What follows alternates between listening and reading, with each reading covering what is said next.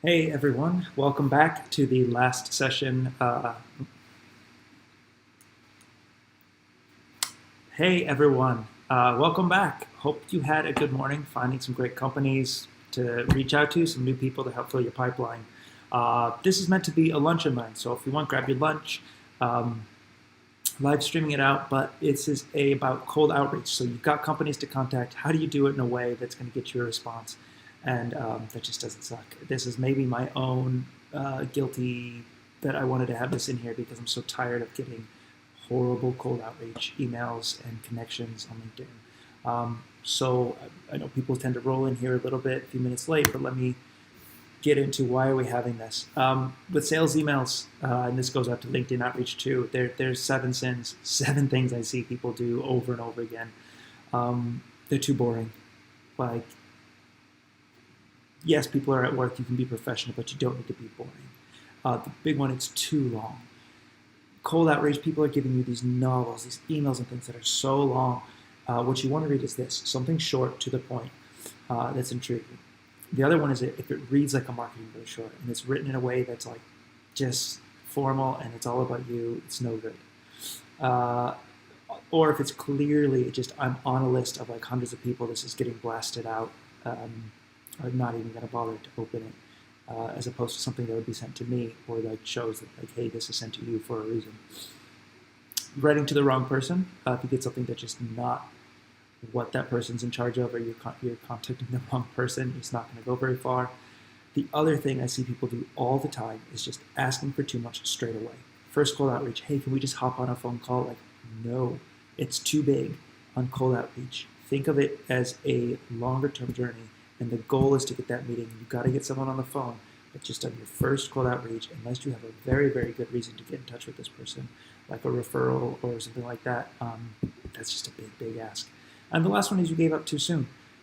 It's one of those things that does take multiple touch points. Very few people respond to that first email, but if you're continuous with it and you can set it up a lot, you can automate too, but people will respond, so stick with it.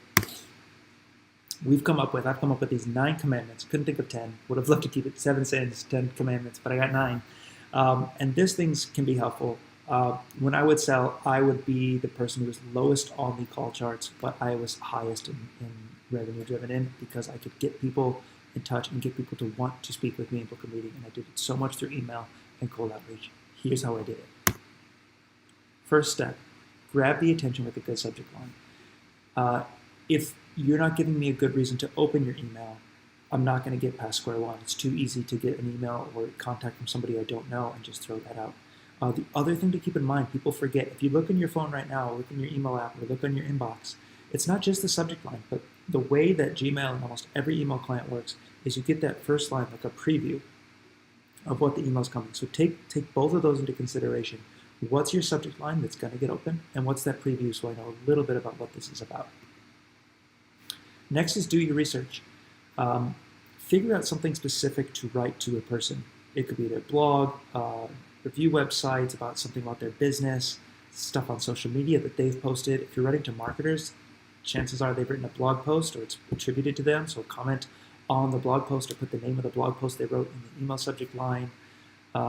You could also do something very specific around the time of the year. I've been able to do pretty good mass email stuff this year, like why Santa Claus passed us by, things like that was a good subject line that got open like crazy, really positive responses. So think about like Valentine's Day's coming up. Is there something you could play off of there? But do a little bit of research. It doesn't take long into a person just to make it personal about them. The next, take a look at your email, and are you talking about I and we and what you do, or are you talking about what matters to the person you're writing to? And this is where people really get this backwards. And don't just get lazy and go, you should talk to me. It takes a little time. It puts you in a better headspace, but write it so that you're using you and leading about, people want to read emails about them. They don't want to read emails about you, even though ultimately you're saying, this is what we do. This is why you should book a meeting with me. How do you phrase this in a way that's like about that prospect? There's some tips for this in the email templates if you want to check those out. Again, with subject lines too. Subject lines available on the prospecting day. Like 25 examples, use them as inspiration to get open. Other one would be write like a human. You get these emails, and I don't know if it's marketing teams telling you this is our value prop, but you get these like long, complex words around what we do in the industry and the category, and it's like people don't talk this way. So write like a person does. And my favorite one to do was always Hemingway app. Um, and I just went on yesterday, and it's now a paid service, but it's really cool if you want to pay for it. Like you pop in your text, and it just lets you know what's readable, what's not readable, where you can cut down on words. So it's not just like a grammar checker, but it does it. I know Grammarly does a little bit of that too.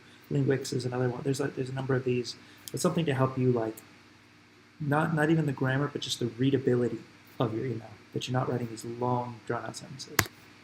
That leads into the other point of don't be too formal. Like everyone's a little bit bored, and the more formal you make things, the more boring it ultimately is. If it's like I don't know, I avoid dear and like just too formal greetings, too formal like approach. I would rather err on maybe offending the odd person here or there than like boring the crap out of everyone else. So take it easy. Address them as a human. Be informal in your approach. Next is to keep it short. The other part of keeping it short is spacing things one line at a time. Look at the email templates again I've provided. Space them out. It's just so much more readable, and people can skim it and see what this is about. So keep it short. It's tough to pack all this in. This is why it does take a little bit of trial and error. And the further along you get, if you're on your first email, keep it very short. As you get further along, you can start to get a little longer and a little longer because you're building up a relationship. Marketing emails, it's a little bit different story, but sales emails, cold prospecting, keep it short in general.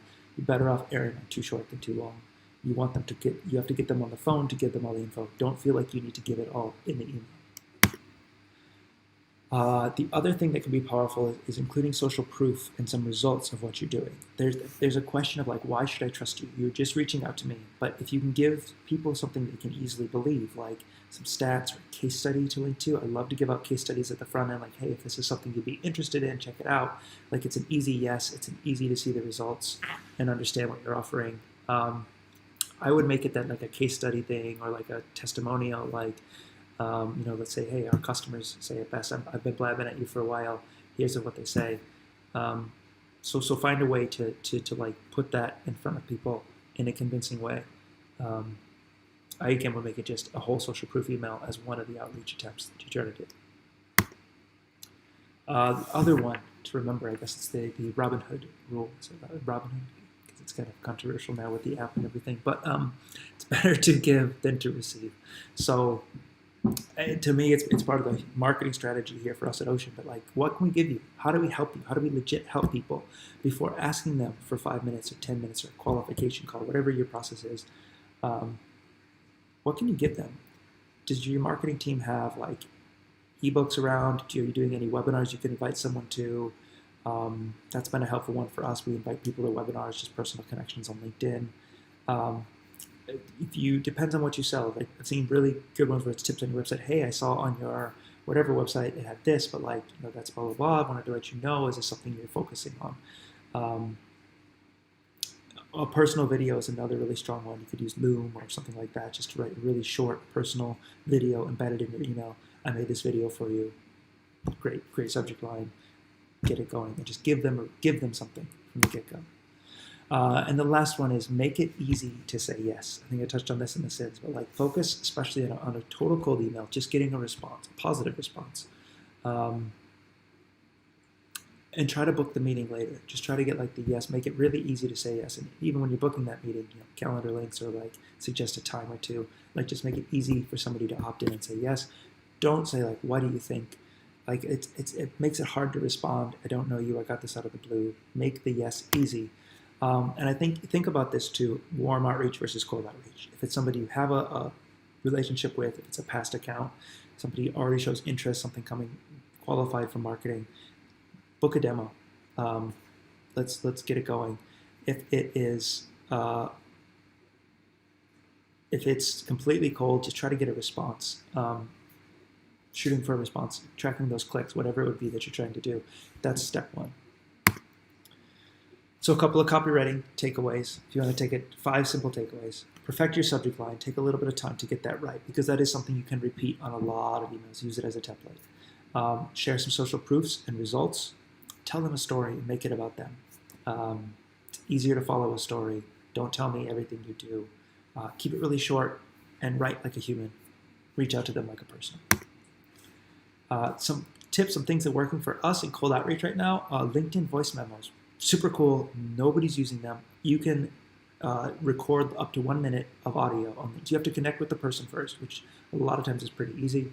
And then you get a voice memo. You get this ping on your phone, and it's like you get 1 minute of audio. It's really hard to ignore. And then you've got somebody's undivided attention for 1 minute. So think about what your 1 minute message is going to be.